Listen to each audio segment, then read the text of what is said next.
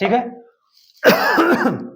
Sorry, ये पहली सभ्यता भी है और ये इंपॉर्टेंट सभ्यता भी है। सभ्यता का नाम है कालीबंगा। क्या नाम सभ्यता को? कालीबंगा। कालीबंगा जो है वो राजस्थान में मिली हुई सभ्यताओं में मोस्ट इंपॉर्टेंट सभ्यताओं में से एक सभ्यता है। क्या नाम है? कालीबंगा। कहाँ है? हनुमानगढ़।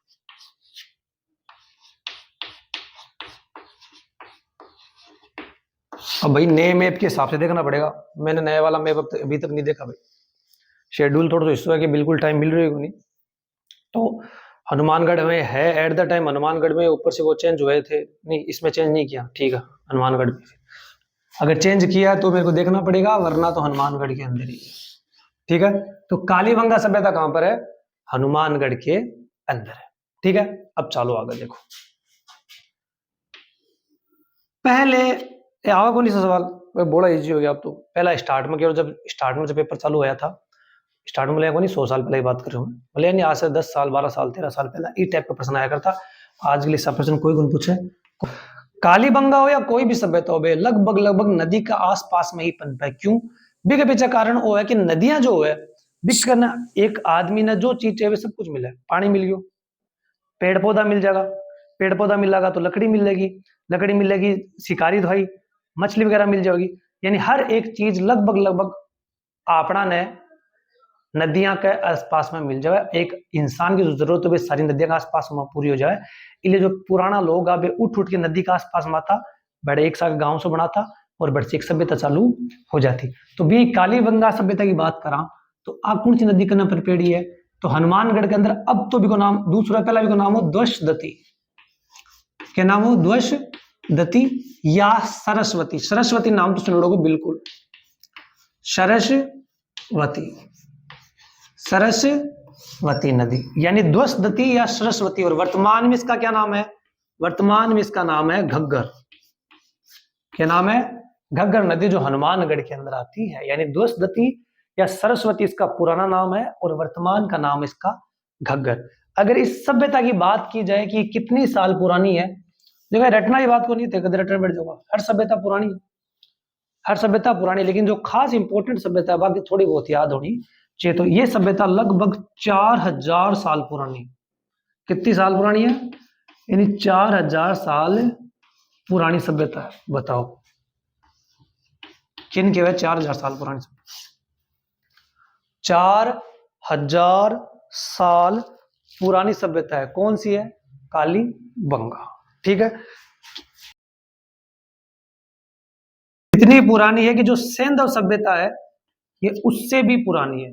सैंधव सभ्यता, अभी देखो अलग अलग सभ्यता है, अब कंपैरिजन करो तो बराबर सैंधव सभ्यता जो है वह इस नई है, सैंधव सभ्यता से भी पुरानी है। कौन सी सभ्यता पुरानी है सैंधव सभ्यता से? कालीबंगा, कालीबंगा, ठीक है। अर्थ कोई दिक्कत है कि 4000 साल पुरानी सभ्यता है, सैंधव सभ्यता से पुरानी है, घग्गर नदी का आसपास में पनपी है। इसके अलावा इस सभ्यता ने एक उपनाम भी दिया गया है, वो है सिंधु सभ्यता की तीसरी राजधानी। सिंधु सभ्यता की तीसरी राजधानी, सिंधु सभ्यता की तीसरी राजधानी। यानी कहने का मतलब कि है पहली सभ्यता कौन सी है? सिंधु सभ्यता की बात करिए, आप बताएं था सारी बताए नहीं स्टार्ट में कि नौ निकलो पाकिस्तान से फिर भारत में आया। तो अंदर जो सबसे पहली सभ्यता मानेगी वह मानेगी हड़प्पा। किन मानेगी?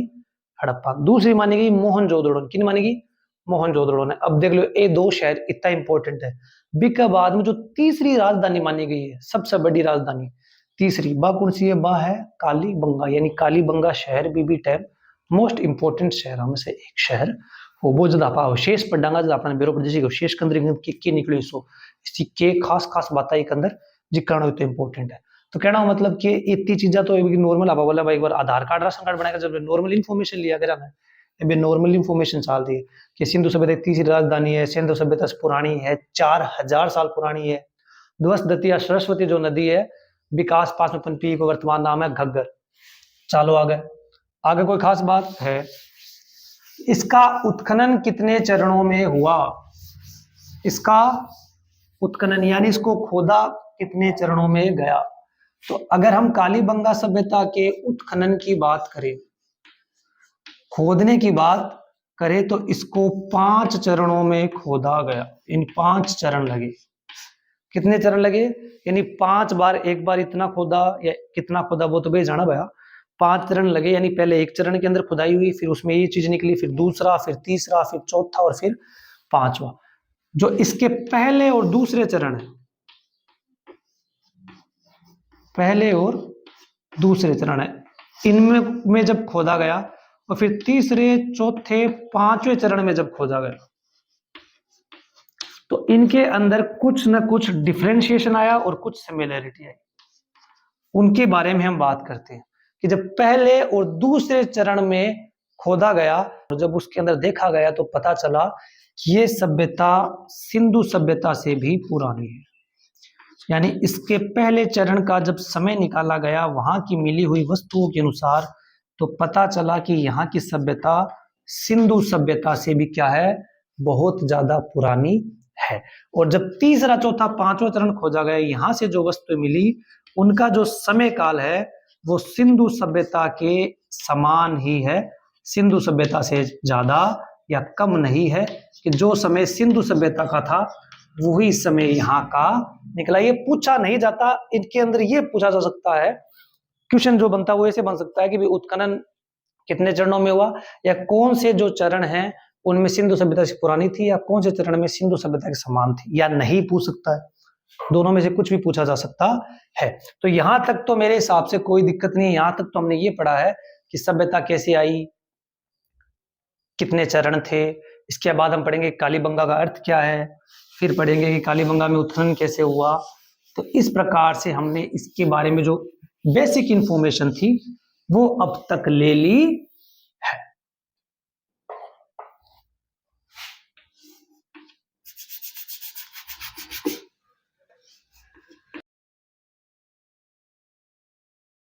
कालीबंगा जो है इसका अर्थ क्या है, देखो, काली का अर्थ है काला, बिल्कुल सही बात है, और बंगा का अर्थ है चूड़ी। तो कालीबंगा का अर्थ क्या हुआ, काली चूड़ी। यानी यहां पर जो चूड़ी मिली थी उसका कलर सबसे पहले काला मिला था, इसी के आधार पर इसको नाम दे दिया गया काली बंगा, काली चूड़ी। देखो टाबरो, हिस्ट्री में एक चीज और भी हो कि हिस्ट्री के अंदर अगर आप बात सीधी सीधी बेची पढ़ाने चालू कर दो ना कि आज ही पेपर में आओगी, आज ही पेपर में आओगी, आज ही पेपर में आओगी, आज ही पेपर में आओगी, तो तारा हिस्ट्री का दे तैयार को नहीं होगा। क्यों? हिस्ट्री को मतलब है कहानी। तो जब तक कहानी बना बना के थारे दिमाग में एक इमेज टाइप से, फिल्म टाइप से नहीं डाली जाओगी, जब तक थारा हिस्ट्री तो बहुत दूर की बात है, हिस्ट्री को अच्छी कौन तैयार हुआ। वो भी एक नियम है, ये मेरा बनाया है शायद हो सका कि तारा भी था कोई और मास्टर बताओ या नहीं बताओ, ये मेरा बनाया नियम है जो मैं मेरे भी जो सेल्फ स्टडी की भी का आधार पर बता रहा हूँ कि हिस्ट्री न करते रटन बैठोगा ना तो हिस्ट्री कर देता। हिस्ट्री की आई तरीका की हिस्ट्री कहानी बना दो, वह कहानी बच्चा दे दो, और वह कहानी अगर फिल्म का टाइप से मतलब दिमाग के अंदर चाल गई, फिर वो बच्चों हिस्ट्री का देखो बोला आई हिस्ट्री बनाना तरीका। तो अब मैं धांसी तो पढ़ाऊंगे कालीबंगा में ए याद कर लो और वो याद कर लो और ए चीज आई कौन तैयार हुआ। तैयार करना का तरीका वही है कि एक कहानी बनाओ और भी कहानी से जोड़ दो, अब कहानी जब तक दिमाग में चालू कर अपना आप धीरे धीरे हिस्ट्री तैयार होती रही। तो काली चूड़ी, अभी इन देखो एक उदाहरण छोड़ समझो, अब आज की मैं बोल रही हूँ, अब जो मान लो था जलियांवाला बाग हत्याकांड है, अभी सीधो पता है जलियांवाला बाग हत्याकांड 13 अप्रैल 1919, तो दिन रट लेगा लेकिन बात हथियार को नहीं होगी। और बड़ी धन पूरा जलियांवाला बाग हत्याकांड में के कहानी हुई, कौन गिरफ्तार हो, कट्ठे की घटना है, के बात हुई, फिर कौन आयो और किना मारियो, के बात हुई, बस सारी बात पता होना है तो अपना आप डेट भी याद हो जैसी, समझ रहे हो ना। यानी पूरी चीज को पता नहीं होगा जब तक चीज तैयार होनी। हाँ यहाँ को नहीं आप हर कितना अलग निकल जैसा, लेकिन कम से कम इतना तो रहेगा भी खाल के अंदर मान लो, अभी एरिया के अंदर मान लो, अभी फील्ड के अंदर मान लो, इतना तो रहने की कोशिश करेंगे कि एक कहानी टाइप से बनावा ताकि हर चीज जल्दी तैयार हुआ। तो कालीबंगा नाम पड़ा इसका काली चूड़ी के कारण। अब देखो हर एक के अंदर उत्खनन करता आवेगो, क्या होगा उत्खनन करता, यानी इन खोदो गुण हो, इको सबसे पहला पतो गुण लगाओ।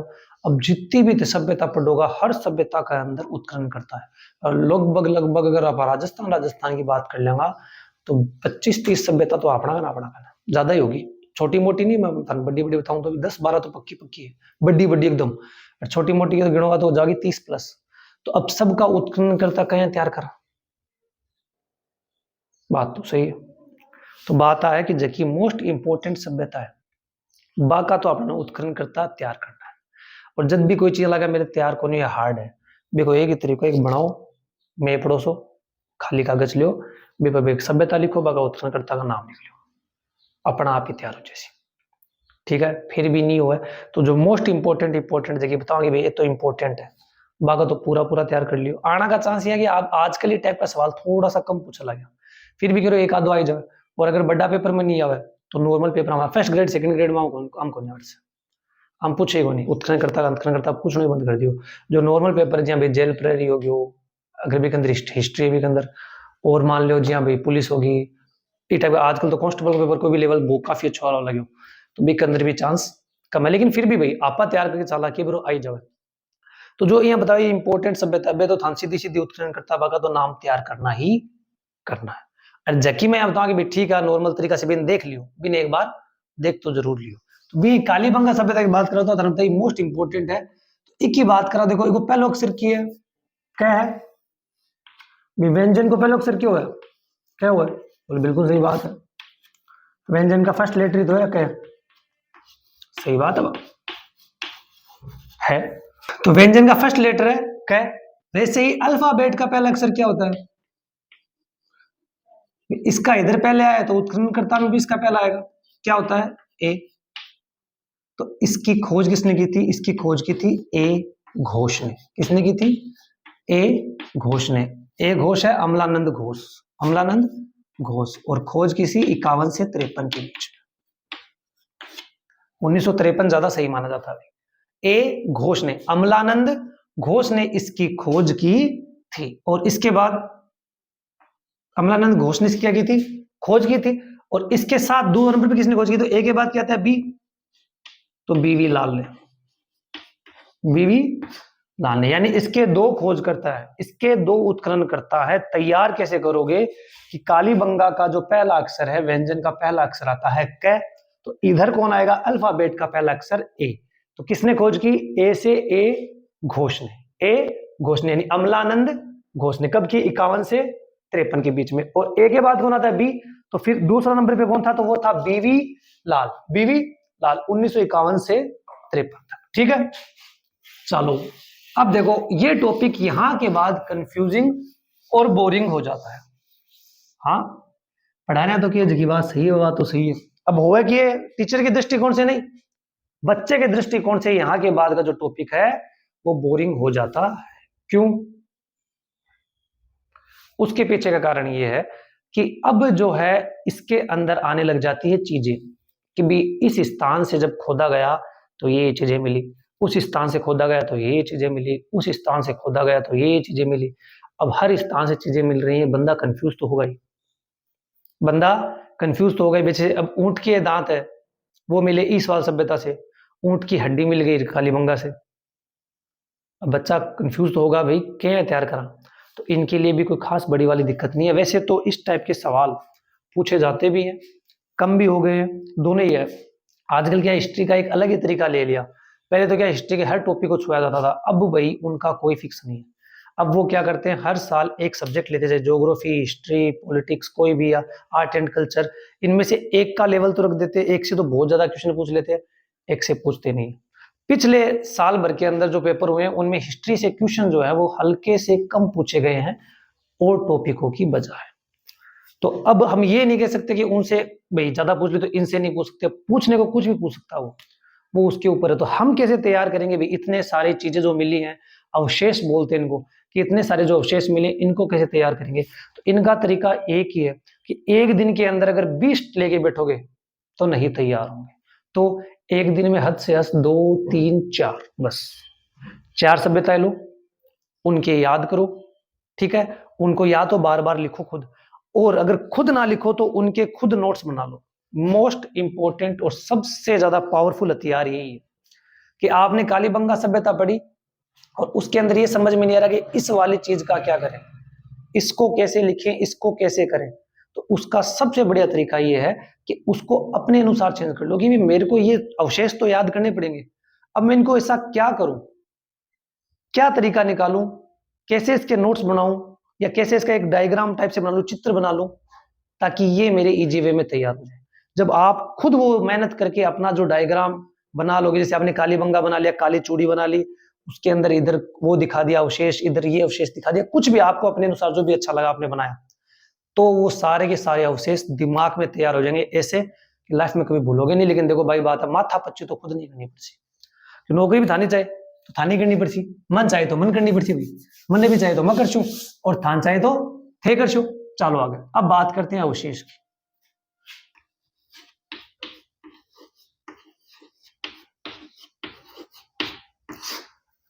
अब बात करते हैं अवशेष की कि काली बंगा से क्या क्या अवशेष मिले। काली बंगा से बहुत सारे अवशेष मिले। हर कितने अवशेष मिले, क्या क्या मिला देखो।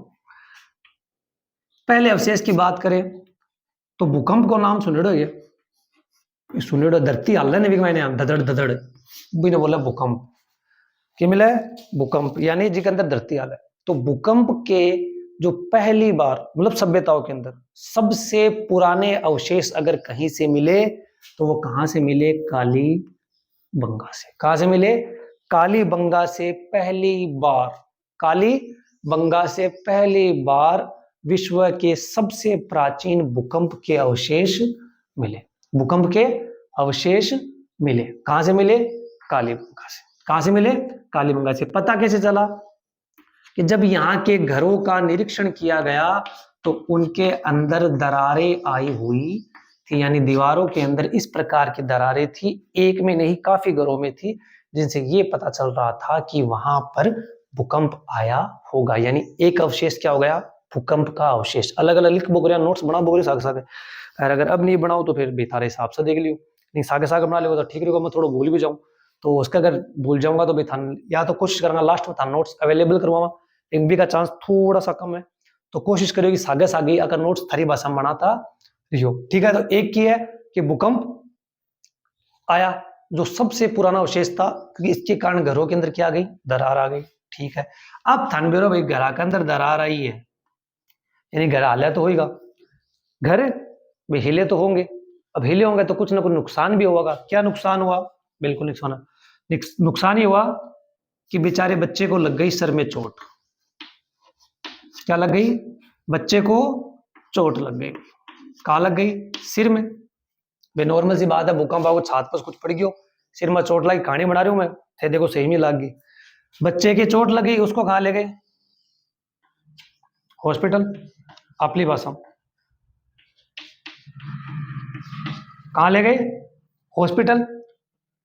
यानी उस समय का शल्य चिकित्सा केंद्र कौन था, ये दूसरा पॉइंट है कि उस समय का शल्य चिकित्सा केंद्र मिला कहां पर, काली बंगा में। शल्य यानी ऑपरेशन कराना, काटा पीटी करा, बिन बोले शल्य यानी जो सर्जरी करते हैं, जो सर्जरी करते हैं उसका हॉस्पिटल मिला कहां पर, काली बंगा के अंदर। दूसरा पॉइंट है कि शल्य चिकित्सा केंद्र मिला कहां पर, मिला काली बंगा के अंदर। क्या मिला, शल्य चिकित्सा केंद्र कहां मिला, काली बंगा के अंदर भी। कैसे पता चला कि यहां पर जिस बच्चे को लगी थी उसकी खोपड़ी मिली, जिस बच्चे को लगी थी उसकी खोपड़ी मिली, और जब उस खोपड़ी को देखा गया तो उसके अंदर 6 छेद हो रहे थे, यानी 6 छेद वाले बच्चे की खोपड़ी मिली।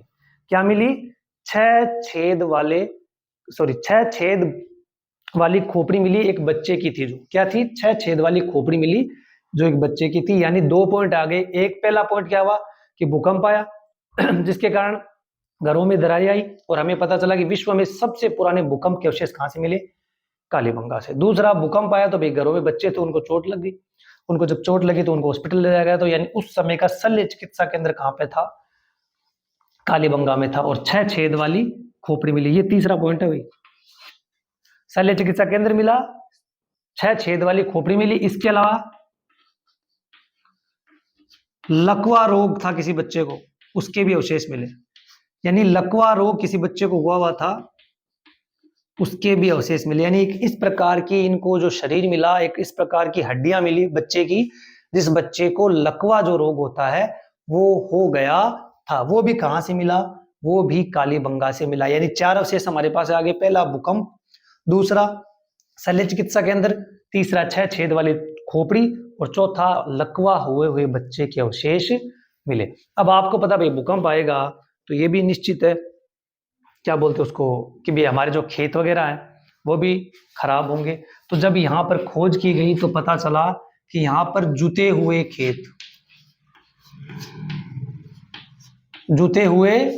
खेत इसके भी अवशेष मिले। अब जुते हुए खेत के अवशेष मिले, इसका मतलब क्या है? इसका मतलब यह है कि खेत जोतेड़ा, वहां बीज बाज करके पूरी तैयारी करेगी कि हाँ बस अब काम चालू करा, इतना नहीं पड़ गया भूकंप आगे दब दब के मर गया, तो वो जो खेत बोला बिसो रह गया। जब निकाले हो गए, देखे हो गए, बेमान खोदी खादी करी, तो भाई खेत देखे बिरो पड़ेगी। ई खेत के अंदर भाई पाल बनाई है, शायद बीज गिरा है, बीज बाज मिले भी होगा। तो उससे पता चला कि यहाँ पर जुते हुए खेत के अवशेष मिले। यानी अपना ऑलमोस्ट कितनी चीज होगी? 4 5 6 चीज होगी। अब आप रिवाइज कर बोगे, भूकंप का अवशेष मिल गया, शल्य चिकित्सा केंद्र मिल गयो, 6 छेद वाले बच्चे खोपड़ी मिल गई, लकवा से लोग की ग्रस्तित खोपड़ी मिल गई, शरीर मिल गया, और जुटा हुआ खेत का अवशेष मिल गया। ठीक है, 5 पॉइंट हो गया। और क्या मिला? अरे वो घणो ही मिलो, काट्या कुओ भरी तो मिलो, तो थारे तैयार होने को तो मिलो। और बताओ क्या मिला? और भी मिला। क्या मिला? और यहां से क्या मिला? और यहां से सबसे इंपॉर्टेंट बात, यहां से स्वास्तिक का चिन्ह मिला। हिंदू धर्म के अंदर या सनातन धर्म के अंदर एक पवित्र चिन्हों में से एक चिन्ह है स्वास्तिक। ये स्वास्तिक का चिन्ह भी कहां से मिला? कालीबंगा से मिला। किसका चिन्ह मिला? सही लिख गए नाम, हाँ स्वास्तिक। स्वास्तिक का चिन्ह भी मिला, कहां से मिला? कालीबंगा से मिला। इसके अलावा क्या मिला? इसके अलावा मिला, क्या मिला?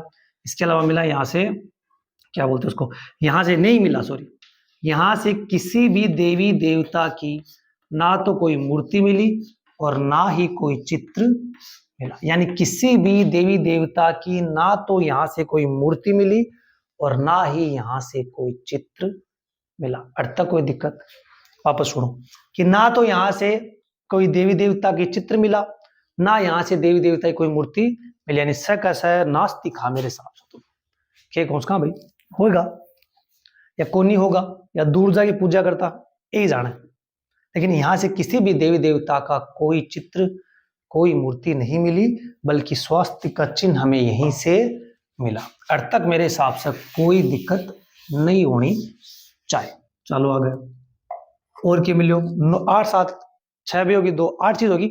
और देखो, और यहां से घर मिले, कहता घर तो सारा से मिल रहा है, इम क्या बड़ी बात ना टाबरो है। अट्ठा घर की एक विशेषता है।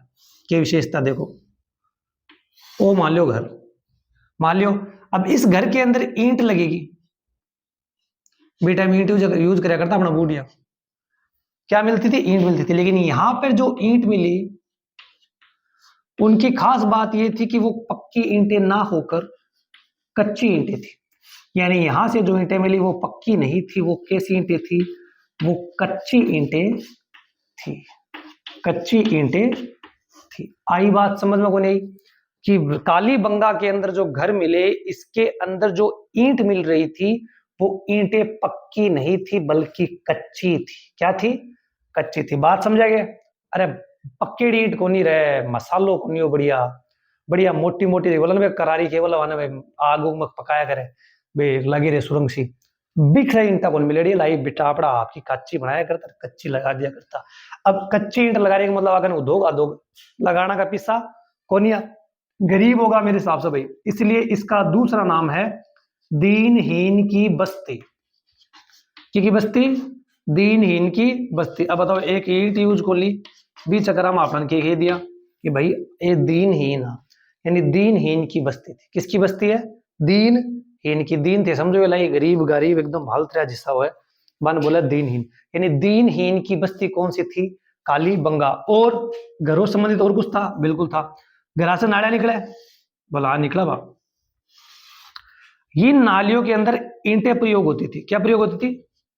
ईंटों का प्रयोग होता था। लेकिन मोस्ट इंपोर्टेंट चीज भी ध्यान रख लियो, कालीबंगा एकमात्र ऐसा स्थान निकला क्या कालीबंगा एकमात्र ऐसा स्थान निकला जहां से जो नालियां थी वो ईंटों की ना बनकर, किसकी ना बनकर, ईंटों की ना बनकर लकड़ी की बनी हुई थी। ये इंपॉर्टेंट चीज है क्योंकि ये चीज और किसी सभ्यता में मिली ही नहीं। यानी कहने का मतलब क्या है कि जो घर थे उनसे जो नालियां निकल रही थी वो नालियों में ईंटों का प्रयोग होता था, लेकिन कालीबंगा के लोगों ने ईंटों का प्रयोग नहीं किया। तो किसका किया? उन्होंने लकड़ी का प्रयोग किया। अर्थ तक मेरे हिसाब से कोई भाई बहन का कोई दिक्कत नहीं होनी चाहिए। ठीक है, ये अपना 9-10 पॉइंट हो गया। चलो आगे, ईंट आगिर, समाज की बात कर ली, और कोई बात बच गई?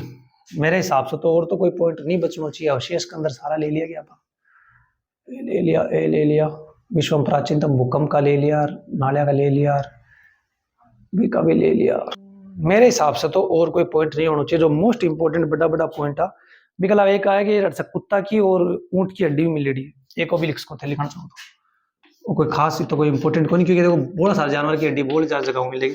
कि लिखा ऊंट, कुत्ता और ऊंट की हड्डी मिली। हाँ, आ इंपॉर्टेंट को नहीं भाई, चीज इंपॉर्टेंट है। आ तो इंपॉर्टेंट को नहीं। आगे ने एक पॉइंट याद, यहां से 7 अग्नि वेदिकाएं भी मिली। क्या मिली? 7 अग्नि वेदिकाएं मिली। अब भाई इकट्ठे ही जाओ, धोनी तो आई जा है, थाला फॉर द रीजन भी खड़े जाओ, धोनी तो आई जाओ, थाला फॉर द रीजन। 4 3 और बना लो रे टाबरो फटाफट। 5 6 7 अग्नि वेदिका समझोगे? हर जगह वो ब्याह उड़ोगे वो तो समझे अग्नि वेदिका क्यों है। हर जगह कुंवारा बेल आई के समझे, फिर भी देख लियो कोई ब्याह शादी में कभी गैर तो होगा। बीच में अग्नि कौन चलाया करेगा भी मैं ओम भट्ट स्वाहा हाथ क्रिया करे, अभी ने बोला अग्नि वेदिका। वो कहां से मिली थी? कालीबंगा से। कितनी मिली? 7। कितनी मिली? 7। थाला फॉर द रीजन। 7 अग्नि वेदिकाएं मिली थी। कहां से? 7 अग्नि वेदिकाएं मिली थी। कहां से मिली थी? कालीबंगा से। यानी 7 अग्नि वेदिकाएं मिल गई, कुत्ता और ऊंट की हड्डी भी मिली। इसके अलावा मेरा तो कोई खास बड़ी बात याद को नहीं आ रही। एक बार तो कोई 80 बीच में तो फिर देखा भाई अगला वीडियो में गेट देखा। पर मेरे हिसाब से तो इतनी ही मोस्ट इंपोर्टेंट बात थी कि इतनी सारी चीजें घर से मिली अपना ने। ये सारा का सारा अवशेष मिला जब आप कालीबंगा ने खोदो तो ये सारा का सारा अपना अवशेष मिला। ठीक है, इसके अलावा मेरा तो कोई बात याद को नहीं आ रही। चलो आगे चला, आगे क्या चला? कालीबंगा सभ्यता के अंदर इतनी चीज आई भाई, कालीबंगा सभ्यता के अंदर इतना ही अवशेष मिला, इतनी चीज इंपॉर्टेंट है। जब भी नोट्स बनाओ भी के अंदर 5 या 7 लाइन हमेशा एक्स्ट्रा छोड़ दिया करो, ज्यादा ही छोड़ दिया, 8 लाइन छोड़ दिया करो, मतलब आधो पैरो छोड़ दिया करो, ताकि अगर जब थे PYQ करो यानी प्रीवियस ईयर क्वेश्चन करो, पिछले साल का प्रश्न करो, या कोई टॉपिक जब तैयार करो भी के अंदर अगर कोई नई चीज आ जाए, देखो हर चीज की कनी कोनी, हर चीज की कनी कोनी, हर मास्टर बढ़िया, हर चीज की कनी कोनी हो उसका कुछ चीज में भूल जाओ या कोई भी हो जाए तो बेजत चीज थे भूल जाओ तो बाने बढ़ से तैयार कर लिया। मान लो कोई चीज थे पढ़ दिया था, कोई नई चीज मिल गई, पता लगा चीज इंपॉर्टेंट है तो बच्चे ने भी हल्का सी नोट्स में उतार लिया। नोट्स ऐसा ही बनाना है कि भी अंदर जगह छोड़ छोड़ के बनाओ, ताकि जब एक्स्ट्रा चीज आओ तो भी चीज ने भी नोट्स के अंदर ले लो, ताकि बार बार में नोट्स बनाना नहीं पड़ा। नोट्स एक बार ही बनागा। जो आदमी के मैं 3 बार बना लिया 4 बार बना लिया, वो खुद के साथ भी मजाक कर रहे हो, दूसरा भी मजाक कर रहे हो कि मैं अपडेटेड कर रहा हूँ मैं या कर नोट्स बनाएगा एक बार। हाँ, भी के अंदर चेंजेस जो होगा चेंजेस बार बार में उसका कि भाई आ चीज नई ऐड होगी, आ चीज एलकीसिया होगी, आ चीज यहाँ गिर ओ एक नया क्वेश्चन है, ई तरीका क्वेश्चन भूलियो, बालक चीज है। लेकिन नोट्स एक बार ही बनागा, नोट्स एक बार ही बनागा और बनागा शानदार बनागा। जो बनाओ जी जान लगाए बनाओ भी नोट्स एक बार बनागा। और हिस्ट्री में अगर नोट्स बना रहे हो तो जितना ज्यादा हो सके चीजा के अंदर चित्र बनाने की कोशिश करो, चाहे थारू बनो या ना बनो। अब जो ईंट आरो में बनायो ने वो एक था समझाने के लिए तो बनायो, जितनी ज्यादा विजुअलाइजेशन होगी बितनी ही ज्यादा हिस्ट्री तैयार होगी। ठीक है, एक है अवशेष।